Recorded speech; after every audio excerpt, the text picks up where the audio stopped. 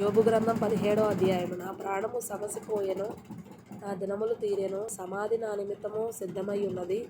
ఎగతాళి చేయువారు నా యొద్ద చేరియున్నారు.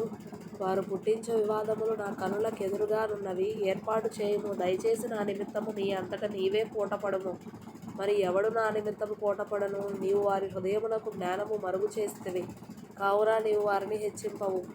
ఎవడు తన స్నేహితులను దోపు సొమ్ముగా ఇచ్చునో వాని పిల్లల కన్నులు క్షీణించును.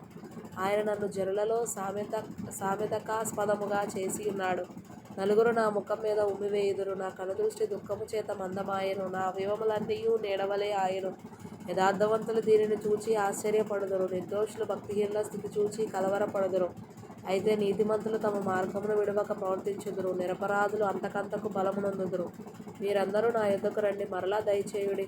మీలో జ్ఞానవంతుడు ఒక్కడైనను నాకు కనబడడు.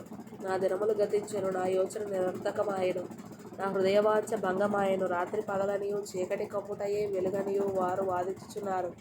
ఆశ ఏదైనా నాకుండిన యెడల పాతాళము నాకు ఇల్లు అను ఆశయే. చీకటిలో నా పక్క పరుచుకొనుచున్నాను. నీవు నాకు తండ్రివని గోతితోనూ, నీవు నాకు తల్లివని చెల్లెలవని పురుగుతోనూ నేను మనవి చేయుచున్నాను. నాకు నిరీక్షణాధారమేది? నా నిరీక్షణ ఎవరికి కనబడను? ధూళిలో విశ్రాంతి దొరకగా అది పాతాళపు అడ్డకమ్ముల యొద్దకు దిగుచున్నది.